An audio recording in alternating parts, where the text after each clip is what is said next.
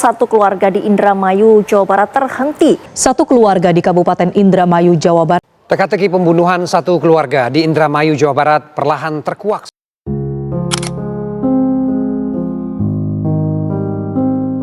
Rumah itu beralamat di Jalan Siliwangi, Kelurahan Pauman, Kabupaten Indramayu, Jawa Barat. Dalam rumah itu tinggal Haji Sahroni berumur 70 tahun. Ia sebagai pensiunan Bank BRI, menjabat terakhir sebelum pensiun sebagai Kepala Seksi Kredit. Pasca pensiun, Bapak Haji Sahroni membangun usaha burung walet di wilayah Indramayu dan membuat kontrakan sebanyak 15 pintu yang berada di belakang rumahnya. Selain itu, Bapak Haji Sahroni juga taat beribadah di masjid yang tidak jauh dari rumahnya. Satu anak Pak Sahroni yang bernama Budi Awaludin juga tinggal dengannya, dan juga istri Budi serta kedua anaknya. Budi juga pernah bekerja di Bank BJB yang bertugas sebagai debt collector. Itulah latar belakang keluarga mereka yang bahagia dan harmonis, tidak pernah terlibat masalah apapun dengan lingkungan sekitar. Istrinya Budi yang bernama Ewis Juwitasari aktif bersosial dan bergaul dengan tetangga sekitar. Setelah Budi berhenti di Bank BJB, ia dan istrinya membuka usaha toko sembako yang tidak jauh dari rumahnya, yang juga berada di Jalan Siliwangi. Saat Budi aktif mengelola bisnis toko sembakonya, ia bertemu lagi dengan teman lamanya yang dulu saat bekerja di Bank BJB, yang bernama Ririn Rifanto, yang dikenal dengan panggilan Sobirin. Saat itu, Sobirin juga memiliki usaha sembako tetapi sebagai supplier barang. Sejak saat itu, Budi dan Sobirin menjalani bisnis sembako bersama, yaitu antara toko dan supplier barang. Sobirin sendiri tinggal di Desa Terusan, Kecamatan Sindang, Indramayu. Ia juga pernah bekerja sebagai debt collector di Bank BJB dan juga sebagai temannya Budi. Sobirin pernah tersandung kasus penganiayaan. Ia sempat ditangkap dan dipenjara. Setelah bebas dari penjara, ia bingung mau kerja apa karena tidak punya pekerjaan tetap lagi. Setelah itu, ia berbisnis di bidang sembako sebagai supplier barang dan bertemu Budi. Ia menjalani bisnis bersama antara toko dan supplier barang. Setelah toko sembako Budi cukup berkembang, ia mulai mencari karyawan untuk membantunya, dan kemudian Sobirin menyarankan untuk merekrut temannya yang bernama Evan Bagus Pratama. Setelah Budi setuju, Evan mulai bekerja di toko sembakonya. Awalnya lancar-lancar aja tanpa masalah apapun. Setelah beberapa bulan Evan bekerja di toko sembakonya Budi, pendapatannya mengalami penurunan. Dengan sangat terpaksa, Budi memberhentikan Evan sebagai karyawannya. Walaupun Evan sudah tidak lagi sebagai karyawannya Budi, mereka masih menjalani komunikasi dengan baik. Evan juga sering membantu di saat Budi butuh bantuannya. Tanggal 25 Agustus tahun 2025, tepatnya Senin sore, Sobirin mendatangi rumahnya Budi untuk menyewa mobil Avanza-nya Budi. Menurut Sobirin, akan ia gunakan untuk melamar kerja. Setelah negosiasi harga antara Budi dan Sobirin, akhirnya mereka setuju dengan harga 750.000 selama 2 hari. Sobirin langsung ngasih uangnya ke Budi, tapi mobilnya tidak langsung dibawa, tapi rencananya lusanya Sobirin akan mengambil dan membawa mobilnya. Di rumah keluarganya Budi masih ada mobil sedan Toyota Corolla, yaitu mobil kesayangannya Bapak Haji Sahroni, dan mobil pickup untuk mengangkut barang sembakonya. Kedua mobil ini nantinya ada hubungannya dengan kasus ini. 2 hari kemudian, pada tanggal 27 Agustus tahun 2025, pagi Rabu, Sobirin datang ke rumahnya Budi untuk mengambil mobil yang sudah ia sewa tadi. Setelah Sobirin menyalakan mobilnya dan siap mau pergi, ternyata mobilnya mogok. Akhirnya beberapa kali Sobirin coba hidupin mobilnya, tapi tetap tidak mau menyala. Sobirin yang sudah kesal akhirnya minta kepada Budi untuk dikembalikan uangnya sebesar 750.000 yang sudah ia kasih. Tapi Budi minta maaf dan bilang ia tidak bisa langsung mengembalikan uangnya karena uangnya sudah dipakai buat beli sembako di tokonya. Budi minta waktu untuk mengembalikan uang Sobirin.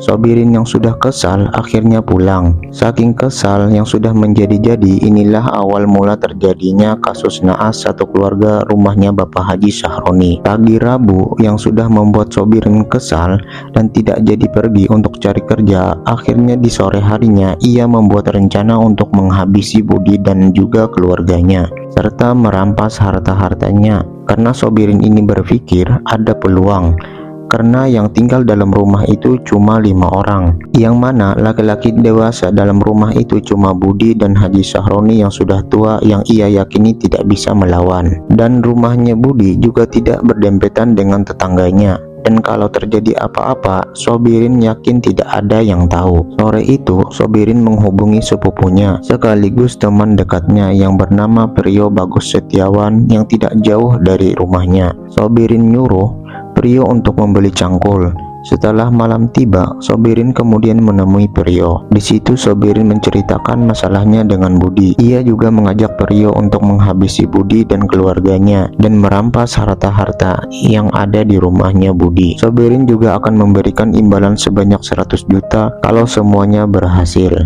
Pada saat itu, Priyo yang juga keuangannya sedang sulit akhirnya setuju dengan ajakan Sobirin. Pada besok harinya, Kamis tanggal 28 Agustus 2025, keluarga Budi beraktivitas seperti biasanya. Sore harinya, warga juga sempat lihat dan bertemu dengan Budi yang menjemput anaknya pulang les. Dan Bapak Haji Sahroni juga beraktivitas seperti biasanya, yaitu sholat maghrib, isya, subuh berjamaah di masjid. Pada sore hari Jumat tanggal 29 Agustus 2025, Sobirin dan Priyo udah siap-siap beraksi dengan menyiapkan pipa besi untuk mengeksekusi yang mereka simpan dalam tas. Pada malam hari, mereka menunggu keadaan benar-benar sepi. Tepatnya pada jam 1, mereka langsung mendatangi rumah Budi. Sesampainya di rumah Budi, Sobirin langsung mengetuk pintu. Tidak lama kemudian, Budi membuka pintu. Nah, di situ Sobirin dengan ramah mengajak Budi untuk bekerja sama untuk menjual minyak goreng dan BBM di toko sembakonya Budi. Kemudian Sobirin mengajak Budi ke halaman samping rumahnya untuk melihat minyak goreng dan BBM yang ia bawa. Sobirin dan Budi jalan ke halaman samping rumahnya yang diikuti Priyo. Sesampainya di halaman samping rumah, Sobirin langsung menghantam kepalanya Budi dengan pipa besi yang sudah ia siapkan. Budi pun langsung ambruk. Setelah mereka pastikan Budi tidak bernapas lagi, Sobirin menyuruh Priyo berjaga-jaga di depan rumahnya untuk melihat keadaan sekitar. Sobirin pun masuk ke dalam rumah. Saat di dalam rumah, Sobirin melihat Haji Sahroni sedang berzikir di kamarnya. Ia juga mengeksekusi dengan cara yang sama dengan apa yang ia lakukan dengan Budi tadi. Setelah memastikan Haji Sahroni tidak bernapas lagi, Sobirin menuju kamar sebelah, yang mana di situ ada istrinya Budi sedang tidur dengan kedua anaknya, yang mana anak bungsunya masih berusia 8 bulan. Tanpa pikir panjang, Sobirin langsung mengeksekusi istri dan anak pertamanya Budi. Mendengar anaknya yang berusia 8 bulan tadi menangis, Priyo yang nunggu di depan langsung masuk buat bantuin dengan ngambil bayinya dan langsung dibawa ke kamar mandi. Dieksekusi dengan cara ditenggelamkan di bak mandi. Setelah memastikan semuanya sudah tidak bernapas, mereka membawa kelima tubuh itu ke bawah pohon nangka yang ada di belakang rumah. Setelah itu, mereka masuk ke dalam rumah untuk menggeledah isi rumah untuk mencari barang-barang berharga. Akhirnya, mereka nemuin uang tunai sebesar 7 juta, perhiasan emas, dan 3 unit HP. Kemudian mereka membawa kabur mobil. Karena mobil Avanza-nya dalam keadaan mogok, mereka akhirnya membawa mobil Toyota Corolla milik Haji Sahroni. Mereka kemudian kabur ke sebuah hotel yang berada di Jatibarang, Indramayu. Selama di hotel, Sobirin sempat cek HP Budi yang sudah ia rampas dan juga sempat cek WA-nya. Di WA tersebut ada pesan terakhir yang belum sempat dibalas, dan ternyata yang ngechat itu si Evan. Karena sebelum kejadian, Budi ini sempat bikin status OTW Kuningan sekeluarga, dan Evan sempat komen statusnya dengan nanya, "Cara apa bos?" Karena Budi belum sempat balas, kemudian Sobirin berpura-pura jadi Budi dengan membalas chatnya Evan, "Survei Kuningan, survei pabrik sama bapak." Dan Evan balas, "Oh iya bos, semangat." Kemudian muncul lagi niat Sobirin untuk jebak si Evan, agar nantinya si Evan yang akan dicurigai sebagai pelaku apa yang sudah terjadi di rumahnya Haji Sahroni. Kemudian si Sobirin chat lagi si Evan untuk minta tolong menggadaikan 2 unit mobil yang ada di rumahnya. mobil Avanza yang digadai 50 juta, dan mobil pickup digadai 30 juta. Evan awalnya sempat kaget karena sebelumnya ia tahu Budi tidak pernah menggadaikan mobilnya, dan ia juga tahu bahwa mobilnya digunakan untuk bekerja. Karena si Evan ingin memastikan lagi, ia menelpon, tapi tidak diangkat sama Sobirin. Sobirin kemudian mengirim pesan ke Evan, "Di samping ada Bapak, jangan telepon, chat aja di WA." Awalnya Evan percaya karena ia tahu kalau Bapak Haji Sahroni memang tidak suka dengan utang piutang. Akhirnya Evan nyari orang yang mau menerima gadai mobil tersebut. Sobirin dan Frio kemudian menjual emas hasil rampasannya tadi ke toko emas yang berada di Pasar Mambo, Indramayu. Setelah perhiasannya laku seharga 3 juta, mereka kemudian membeli terpal. Malam esoknya, mereka balik lagi ke rumah Haji Sahroni dengan mobil yang mereka bawa kabur tadi, dengan membawa cangkul dan terpal yang sudah mereka siapkan. Di halaman belakang rumah mereka mulai menggali lubang.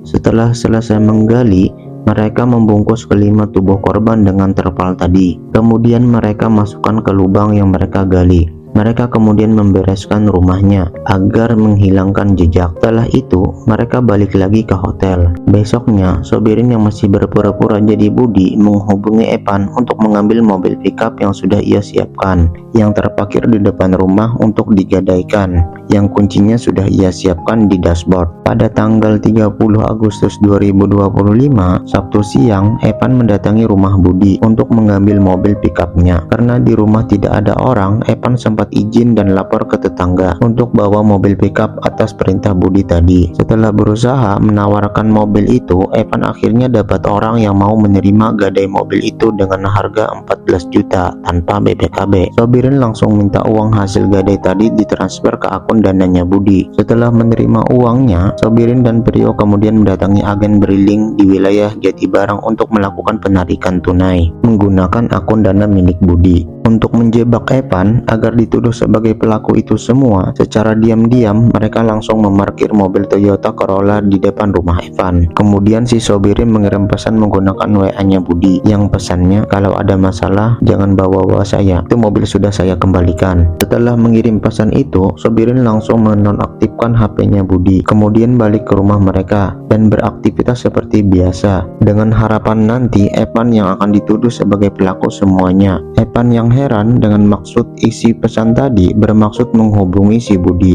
tapi sudah tidak aktif alias centang 1, dan nomornya sudah tidak aktif. Karena Evan tidak tahu apa yang terjadi, akhirnya dia bodoh amat. Beberapa hari setelah kejadian, tetangga sekitar mulai merasa aneh. Tidak biasanya rumah Haji Sahroni itu sesepi itu, yang beberapa hari tidak ada aktivitas apapun, karena mereka sering melihat Bapak Haji Sahroni pergi ke masjid dan tidak pernah kelihatan lagi. Dan juga Budi dan istrinya yang biasanya jualan sembako juga tidak terlihat, dan tokonya tutup. Pada tanggal 1 September 2025, beberapa anggota keluarga mereka, terutama keluarga istrinya Budi yang berada di Jakarta, tidak bisa menghubungi Budi dan juga istrinya. Begitu juga dengan keluarga Bapak Haji Sahroni. Karena itu, salah satu anggota keluarga Haji Sahroni kemudian menghubungi Emma, salah satu tetangga yang tidak jauh dari rumahnya Haji Sahroni, untuk meminta tolong dicekkan rumahnya Haji Sahroni. Akhirnya, Ibu Emma mengajak suaminya dan juga beberapa warga buat cek rumahnya Haji Sahroni, yang mana rumahnya memang sepi. Setelah memastikan rumahnya memang tidak ada orangnya, warga pun mendobrak pintu depan rumahnya. Setelah pintu kebuka, mereka masuk dan tidak ada yang aneh karena semuanya sudah rapi dan normal. Tapi mereka yang cek ke belakang mencium aroma yang tidak sedap dan membuat curiga, dan kemudian mencari sumber baunya, yang ternyata dari gundukan tanah yang berada di belakang rumahnya itu sendiri. Karena suasananya saat itu cukup gelap, mereka mencoba menyintari gundukan tanah tersebut. Disitulah mereka melihat ada kaki yang tidak sepenuhnya terkubur. Karena dipastikan itu adalah kaki manusia, mereka akhirnya melaporkan kejadian itu ke Polres Indramayu. Tidak lama kemudian, pihak polisi langsung berdatangan. Situasi rumah tersebut langsung ramai oleh warga sekitar. Pihak kepolisian langsung melakukan evakuasi. Awalnya hanya mengira hanya satu tubuh yang terkubur. Setelah dilakukan penggalian, polisi menemukan total ada 5 tubuh yang semuanya adalah anggota keluarga Bapak Haji Sahroni yang tinggal di rumah itu. Kabar itu benar-benar membuat kaget seluruh anggota keluarga Haji Sahroni. Kemudian pihak Polres Indramayu dan Polda Jawa Barat membentuk tim gabungan dan rumah Bapak Haji Sahroni jadikan sebagai TKP.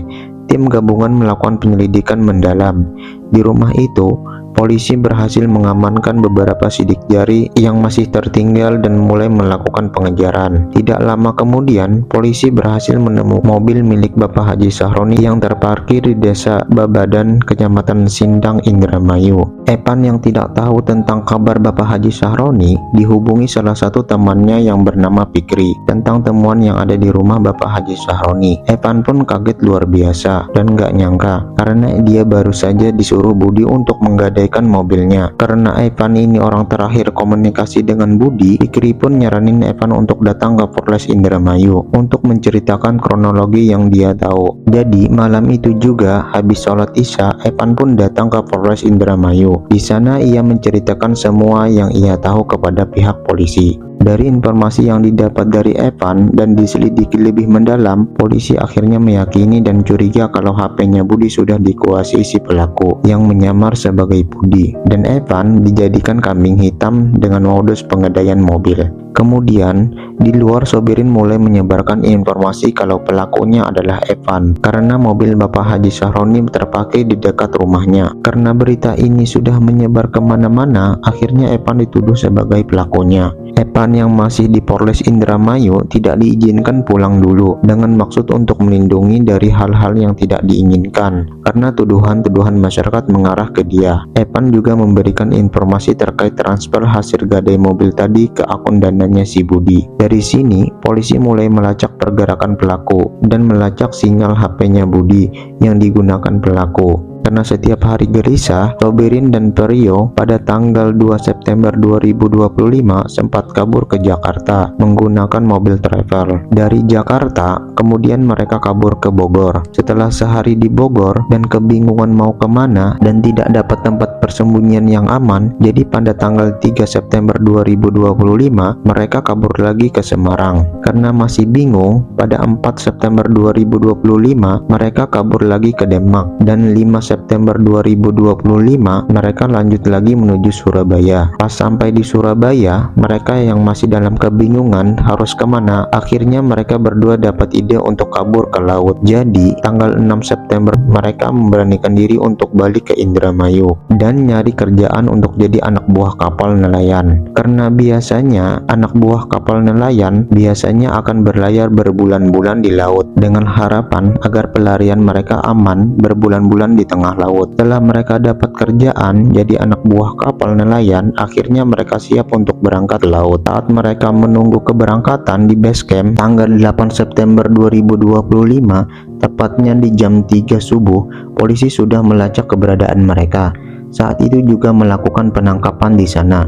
Mereka berdua yang saat itu kebingungan karena sudah dikepung pihak polisi, mereka sempat melakukan perlawanan. Polisi pun sempat melumpuhkan mereka dengan menghadiahi mereka timah panas di kakinya. Akhirnya mereka dibawa ke Polres Indramayu untuk diinterogasi. Setelah dicocokkan sidik jari mereka dan dikuatkan dengan bukti-bukti lain, mereka pun tidak bisa lagi mengelak dan mengakui perbuatannya. Evan yang awalnya dijebak dan sempat 1 minggu ditahan, akhirnya dibolehkan pulang. Pelaku ini dikenakan pasal 340 KUHP, hukuman mati, penjara seumur hidup, atau terancam 20 tahun penjara. Tapi kasus ini masih proses peradilan. Ini hanya terancam. Kasus ini masih proses peradilan. Semoga dari kasus ini dapat memberikan pelajaran yang berharga bagi kita.